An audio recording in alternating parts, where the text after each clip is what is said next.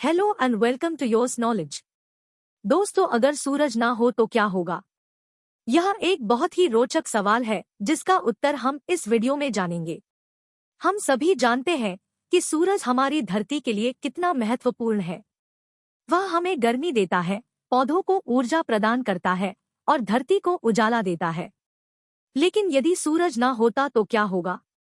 दोस्तों, एक सरल जवाब होता है कि यदि सूरज ना होता तो हमारी धरती की जीवन शक्ति समाप्त हो जाएगी।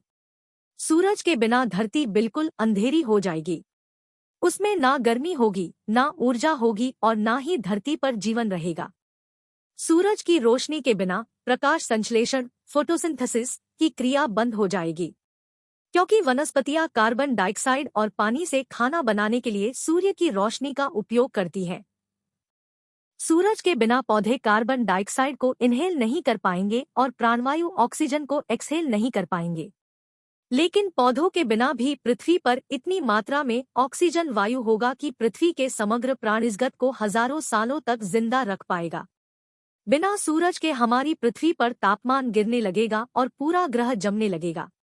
हमारे ग्रह को पूरी तरह से सॉलिड फ्रीज होने में लाखों साल लगेंगे, लेकिन पृथ्वी की ऊपरी पपड़ी का तापमान एक हफ्ते के अंदर अंदर ही 0 डिग्री से नीचे चला जाएगा और एक साल के भीतर -100 डिग्री तक पहुंच जाएगा। कुछ ही लाखों वर्षों में तापमान -240 डिग्री स्थिर पर होगा, लेकिन पृथ्वी की भूतापीय ऊर्जा अभी भी काम कर रही होगी। अत्यधिक कम तापमान, आतंक और सभ्यता के पतन के बीच मानव जनसंख्या के अधिकांश हिस्से का सफाया हो जाएगा। जीवित रहने के लिए उपयुक्त गर्मी हासिल करने के लिए पृथ्वी की भूतापीय ऊर्जा का सहारा लेना पड़ेगा। इसके लिए पृथ्वी के केंद्र के करीब जाने की आवश्यकता पड़ेगी।